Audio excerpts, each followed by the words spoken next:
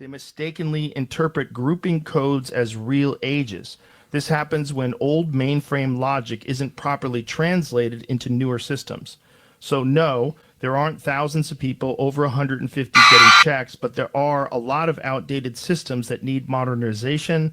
Maybe focus on fixing that issue instead of hyping up a non-issue.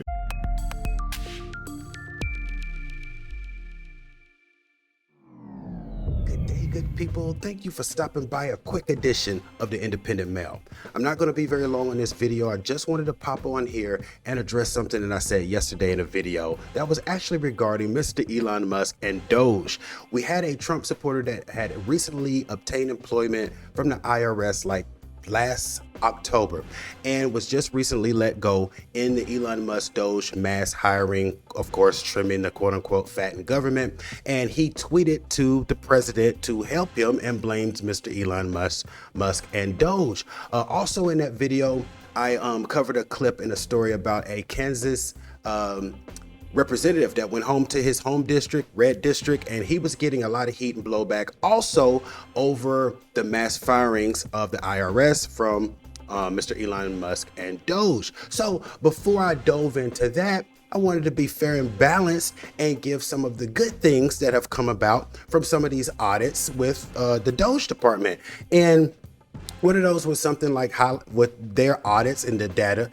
they found that it cost us 3 cents to make a 1 cent piece of currency. So that's something that we may want to rethink, maybe doing away with the penny, rounding to 5 cents and zeros or whatever going forward. But things like that are good, to be more efficient and save us taxpayers money, particularly if we're going to take these savings from, efficiency and pay down the national debt. I don't really know what the outcome is supposed to be with all of the savings besides figuring out how to pay for extending that Trump tax cut, but that's another video. Anyway, another positive I gave for Doge was that their data in the audit of the Social Security office uncovered that there were SSI payments going to people 100 and 150 years old. Well, that was true. The data did uncover that, but there was also another caveat to that data that I was made aware of last night by one other than a Mr. Joe Rogan, which we're going to let him break this down for us. It's particularly since he's kind of responsible for in that late November endorsement for Mr. Elon Musk and President Trump. So instead of taking my word for it about this data and COBOL, we're going to let Mr. Joe Rogan do it. So let's not take my word for it. Let's take his. This is a guy that explains it. I'll read this. I hope he's correct. This is a gentleman named House of Carter on X. He said, this isn't a vampire conspiracy. It's just COBOL, C-O-B-O-L. Legacy government systems, especially Social Security, still rely on COBOL, a language designed before anyone thought databases would need to track people beyond 99 years old. The numbers you're laughing at aren't literal ages. They're most likely misinterpreted categorical codes or data artifacts from outdated formatting. Social Security isn't paying 150-year-olds. The system uses fixed width fields, and when modern databases misread them, they mistakenly interpret grouping codes as real ages. This happens when old mainframe logic isn't properly translated into newer systems. So no, there aren't thousands of people over 150 getting checks, but there are a lot of outdated systems that need modernization. Maybe focus on fixing that issue instead of hyping up a non-issue. So there's multiple people that have said the same kind of thing. Yeah. Now they're talking about Social Security. Yeah. And that people are receiving Social Security that are 150 years old. But I don't think that is the reality as it's being explained by people who understand COBOL, the language, and this computer programming language that they use is ancient, right? Which is kind of crazy that they're still using that, right? It's a government. I mean, right? Yeah. So some guy who understands it was explaining that if certain factors aren't taken into consideration or certain things aren't entered in, like date of birth or when there's certain things or date of death, or, right? But it doesn't even necessarily mean that all these people are receiving checks, right? Right. They're just listed on the files. Right. And it doesn't mean money's going out to them. And so, yeah, again, from a messaging perspective, does Elon need to screenshot that and then send it out as a tweet or whatever we call X nowadays? Right. And then suddenly you've got, a couple million people going, oh my God, we're paying dead people. Right. That's the problem with being hyperbolic. And so as you can see, there was another caveat to the information. Mr. Musk already had people giving him a hard time for things like Tesla and, oh my God, a tire fell off a Cybertruck and stuff like that. I never gave him a hard time over things like that because all of the major auto manufacturers have had recalls at some point or another. No big deal, okay?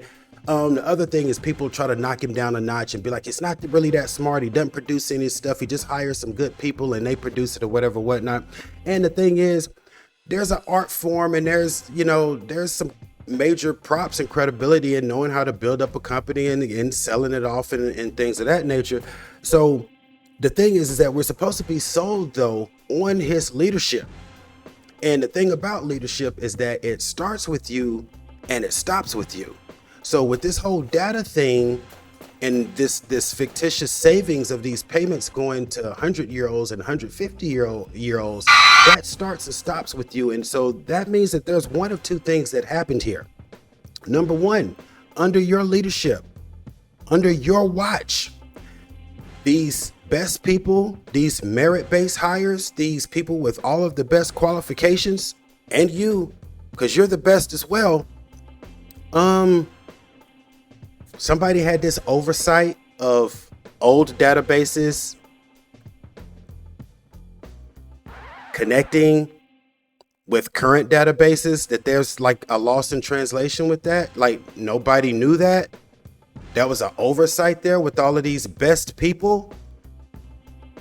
So either we had that, either we had a little bit of incompetency going on here, or we had something worse with number two, which was someone being Mr. Elon Musk, because it starts and stops with you and you're the one that disseminated this information.